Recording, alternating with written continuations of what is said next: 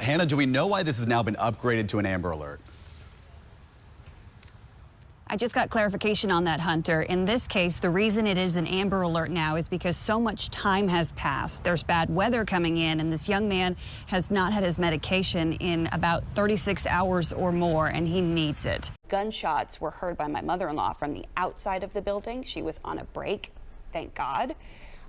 But who's to say people inside of the building on the other side heard what she did? Sure. This property manager originally said no comment, just that 2 exterminators were coming on Wednesday. But I kept asking questions. And do you know the severity of the situation? That is why we are getting people to come in and take care of it.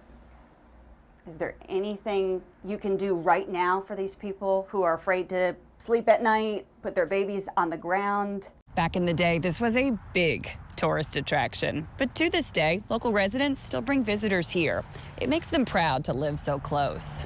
You can see here that a giant tree that has been here for who knows how long has collapsed. In this training, they talked through past shootings, and here we are sitting at the anchor desk with numbers. I mean, just there are too many to count, these situations, but they were able to dissect these, talk about some of the vulnerabilities, and do the best they could moving forward to protect their grounds and their kids. I was also with the couple when they talked to the owner on the phone. When they reminded him they are living in their car, he said, quote, "Sorry about that. We're trying to move as quickly as we can." You must have some extremely hard days.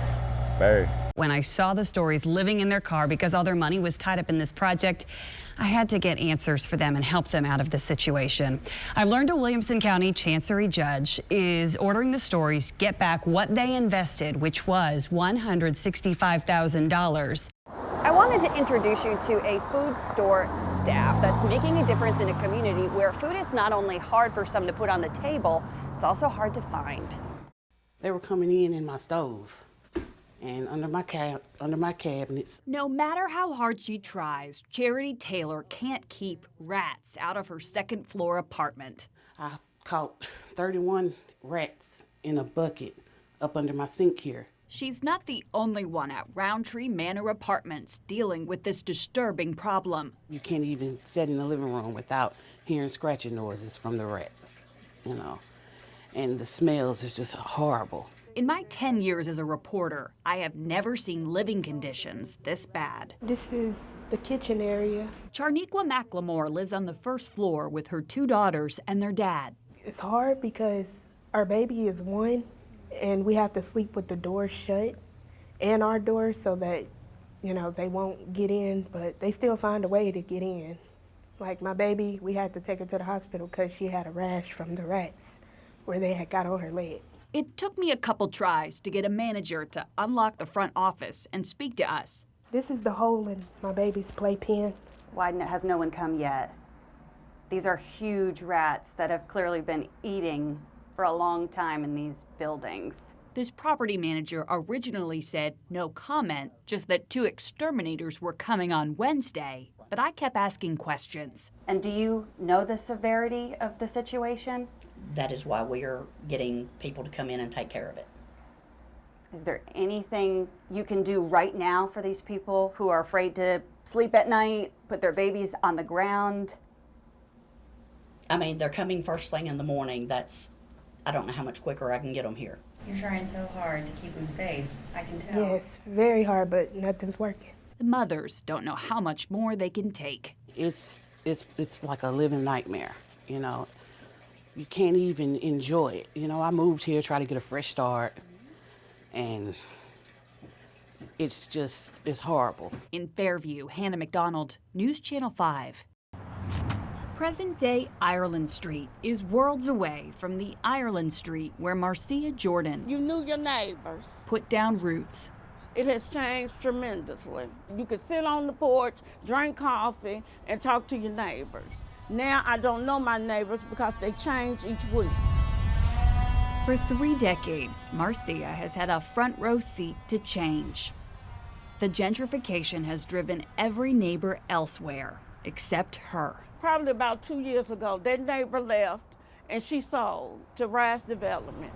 She left last week. She said she couldn't take it. She sold and she left. Marcia's home sits in between 8 new builds. There used to be just one home on either side. They want to give you maybe $400,000, and they build 4, and they sell them each for $850. The final 4 just to her west will be listed for sale soon. They did this. Marcia wanted us to see damage to her fence done during construction of one of the new houses. They tore this complete up. She also showed us a gutter on the house which touches her fence. It's touching. You can't, it's touching. He built a house on my fence.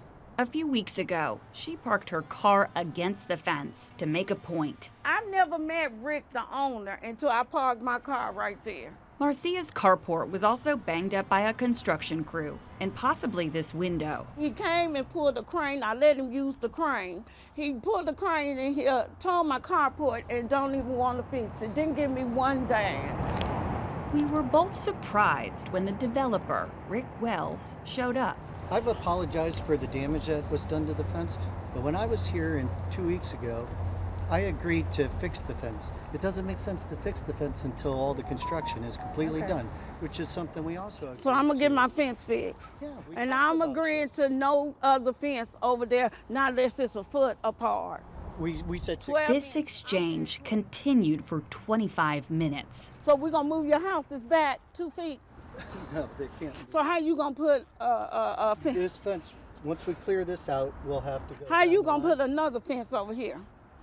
You're I'm not. not going to put a fence. We're going to leave this fence here. Okay. The truth of the matter is, this is very rare. In our historic neighborhoods, few homeowners get the chance to negotiate. To repair one window, and How much I'm going to get for that? we agreed to $100. No, I ain't agreed to no. I'm tired of $100. We agreed to $300. $200 and you got a deal. $250. $200. $250. How about $200? How about I'm $250? repairing your fence. I'm doing all the landscaping. I'm helping you. You gonna sell this, baby. I've been here 30 years. You owe me. I don't owe you. You coming new. I've been here 30 years. I done took your abuse all this time, and I'm tired of you. I am sick and tired of you. As it so happens, when we went to the city to check on some things, we discovered the long-standing fence is actually on Rick's property. This land survey shows the majority of Marcia's fence and her concrete path are on that property. But really listen to Marcia, and you'll realize this is about much more than a fence. You want someone to take you seriously. I do. I do. I want somebody to just respect me. Take me serious and just give me a little respect. If you want to use something of mine, ask me. Don't take it.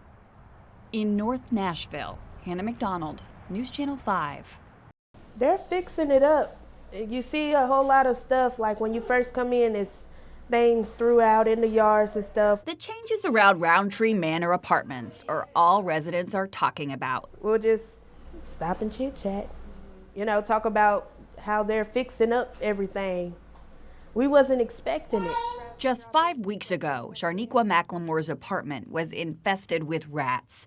She wasn't alone. Some neighbors were dealing with dozens of rats in their homes, too. This is the kitchen area. Most of August, McLemore, her young daughters, and their dad stayed in a hotel paid for by News Channel 5 viewers and people in the community.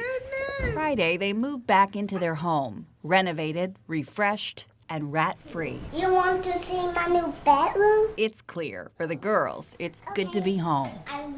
Let's go. Come on, you can see my new bedroom. When they first walked in, they started running everywhere. The first stop was this play area. It's a playroom. Every inch of the home is clean and new. Because of the rats, some rooms, like the bathroom, they used to avoid. But now we enjoy going in this bathroom, taking bubble baths and showers. Roundtree paid to replace the floor and several appliances like the water heater. We just kept the traps just in case, but we haven't seen any, rats or anything. Before our stories aired, McLemore said complaints from tenants went ignored. The girls couldn't get on the floor. We didn't sit on the couch because of the rats running up under your feet. The family knows so many people made this makeover happen. I just want to say thank you to everyone We had a big support system. Truly, they say they've never felt more at home. Kayliana was yelling, "I'm not coming out of here." So I think that was pretty neat. In Fairview, Hannah McDonald, News Channel 5.